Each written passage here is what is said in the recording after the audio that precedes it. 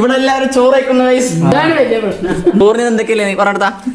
ബീഫുണ്ട്, ബീഫുണ്ട്, പപ്പടമുണ്ട്, കാബേജും ഉണ്ട്.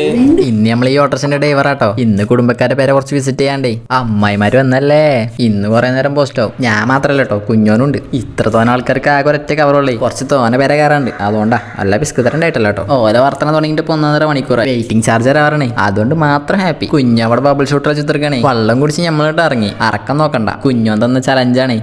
ഇതൊക്കെ എന്ത് ഗൈസ്, അമ്മായിമാരെ കാത്തിക്ക കുറെ നേരായി. ഏതോ മൂത്തമാൻ്റെ വരിക്കോയതാ, ഇനിയും വന്നിട്ടില്ല.